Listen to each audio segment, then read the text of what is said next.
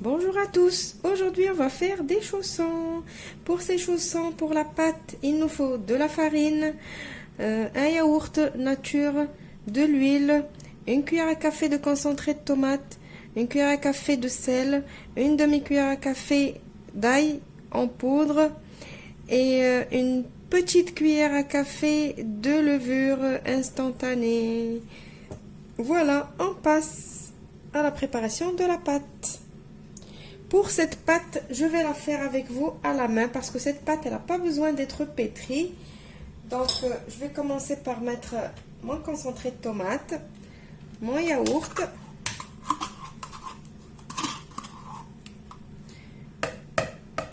avec le pot de mon yaourt, je vais mesurer l'huile. Je vais mettre un pot d'huile.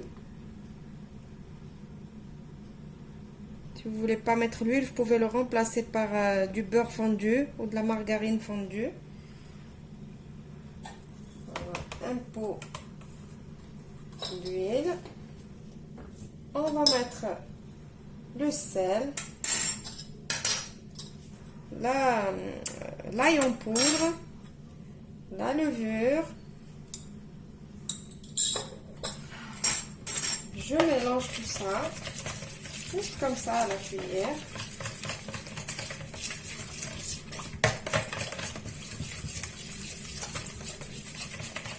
Voilà. Maintenant, on va commencer à rajouter notre farine.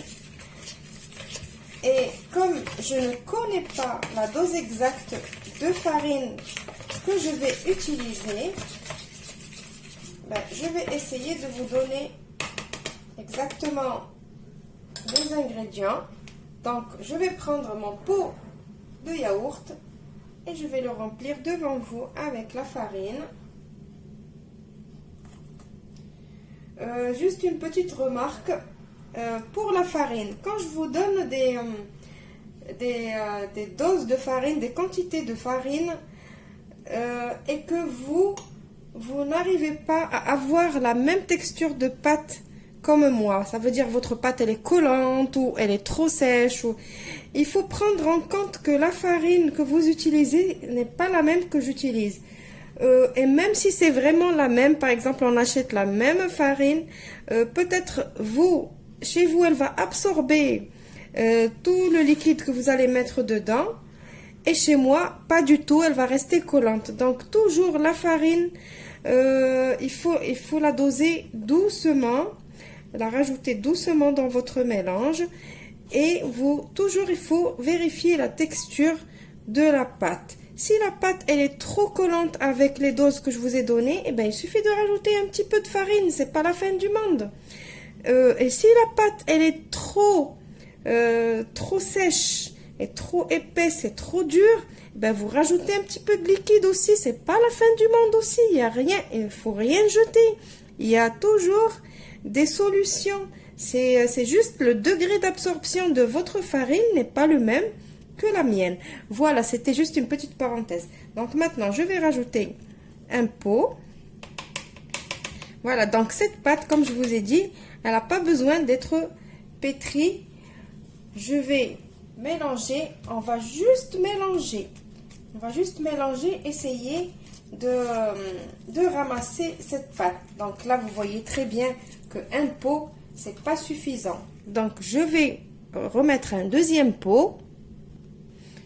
Voilà, donc le deuxième pot, je fais comme ça, je ramasse. Donc non, c'est encore liquide. Voilà. Donc, vous voyez que c'est liquide. Donc, je rajoute mon troisième pot. Voilà.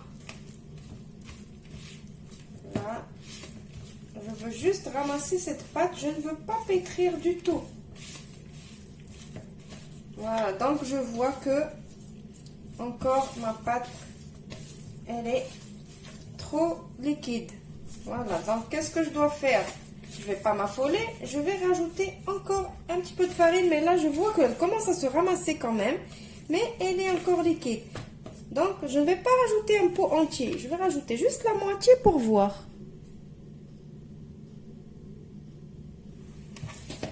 Voilà, j'ai mis j'ai même pas mis la moitié du verre. Je vais rajouter encore. Voilà, c'est juste on ramasse. Et l'odeur de la pâte, je vous dis pas l'odeur. Le concentré de tomate et l'ail, ça a donné vraiment une odeur agréable.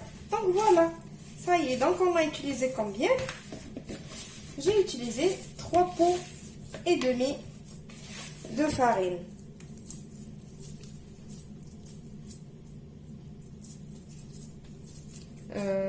Donc là, je regarde, ça ressemble à une pâte sablée. Donc non, je vais rajouter encore un tout petit peu de farine, équivalent d'une cuillère à soupe encore.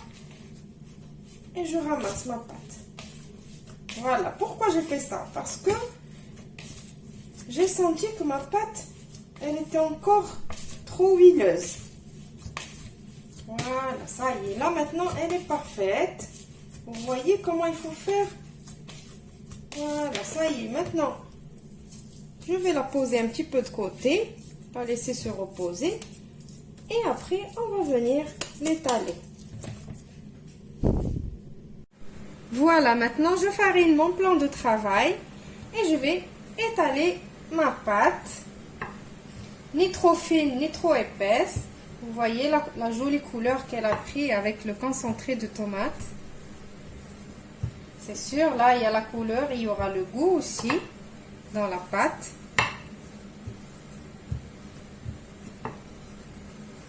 Voilà, là, normalement, il fallait laisser un peu la pâte reposer, mais moi, j'ai pas le temps. Vous laissez reposer votre pâte un petit quart d'heure, 20 minutes, et après, vous la travaillez.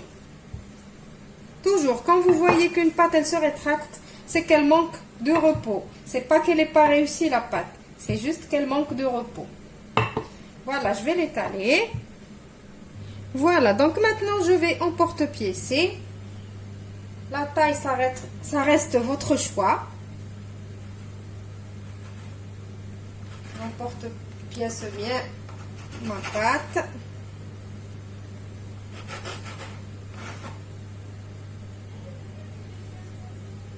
Donc la pâte qui reste, vous la ramassez et vous la posez, mettez de côté. Laissez-la se reposer un petit peu. Après, vous la retravaillez. Maintenant, avec nos cercles. Alors maintenant, j'ai pris un œuf que j'ai battu. Je l'ai préparé avec mon pinceau. J'ai pris la farce que je vais utiliser. Alors pour la farce, j'ai utilisé la farce de mes briques à la viande hachée et aux légumes que j'ai déjà fait avec vous dans une vidéo précédente. Si vous voulez savoir la recette, vous cliquez sur le petit i qui va s'afficher maintenant. Et j'ai préparé aussi ma plaque qui va au four. Je l'ai tapissée d'un papier cuisson. Voilà, maintenant qu'est-ce que je vais faire? Je vais venir badigeonner juste la moitié de mon cercle, que la moitié.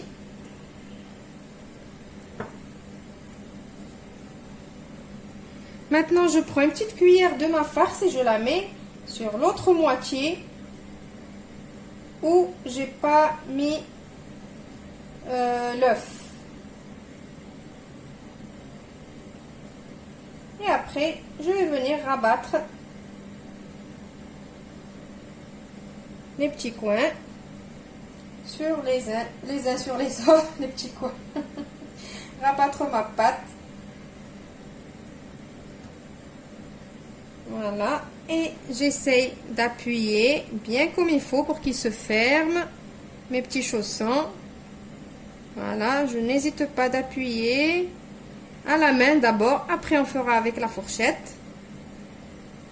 Voilà. Je fais la même chose avec toute la pâte. Ou tout d'abord on va faire tout d'un coup. Alors je prends le dos de ma fourchette et je suppose que tout le monde sait le faire. Voilà, on appuie.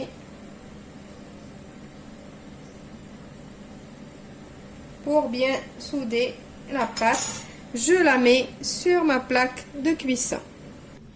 Voilà, alors avec la quantité que je vous ai donnée, ça m'a fait 10 chaussons. Et vous allez rigoler, un tout petit minuscule. La pâte qui restait, j'ai réussi quand même à faire un tout petit. C'est rigolo, c'est pas mal pour les apéros de faire des petits comme ça, là. Donc, pas de gaspillage. Ce qui est resté de la pâte, j'ai fait ça. Maintenant, avec le reste d'œufs qu'on a battu tout à l'heure, je vais venir faire la dorure. Je vais passer une fois, je vais attendre un petit peu que ça sèche et je repasse une deuxième fois. Et après, je vais décorer. Moi, si vous voulez mettre des graines de sésame, des graines de nigel, des graines de... je sais pas, ce que vous voulez. Moi, je vais mettre du fromage râpé pour le décor. Alors, je voulais vous montrer une petite astuce que moi je fais quand je veux décorer avec le fromage râpé, que je sais qu'il va rentrer au four pour cuire avec la pâte. Alors, je prends du fromage râpé, je le mets dans un sachet congélation et je le mets au congélateur. Et du coup, là, mon fromage, il est congelé. Donc, quand il va rentrer au four, il ne va pas fondre de suite. Il va fondre doucement et il va rester bien comme ça. Après, il va devenir bien croustillant sur la pâte. Donc si on le met à température ambiante, dès qu'il rentre au four, il fond rapidement. Donc voilà, maintenant j'ai préchauffé mon four à 200 degrés. Je vais les mettre au four, je ne sais pas, je dirais 15 à 20 minutes. Mais comme je vous dis tout le temps, votre four, je ne le connais pas. Je ne peux pas vous dire combien de temps il vous faut pour faire cuire vos chaussons. Donc, essayez de surveiller le four, surveiller la cuisson et vous allez y arriver.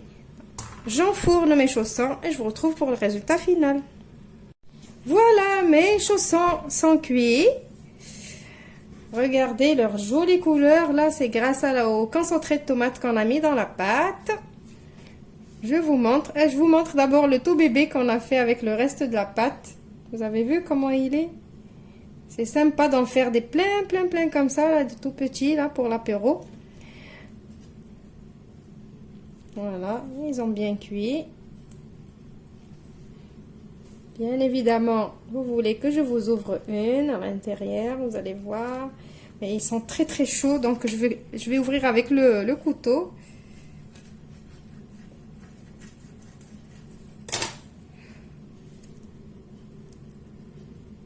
Voilà.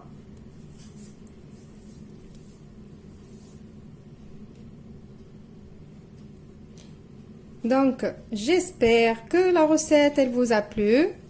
Je vous retrouve dans une nouvelle vidéo demain. Maintenant, je vous dis plus prochainement puisque je vous mets une recette par jour. Donc, je vous retrouve demain dans une nouvelle vidéo. Au revoir, merci et restez chez vous.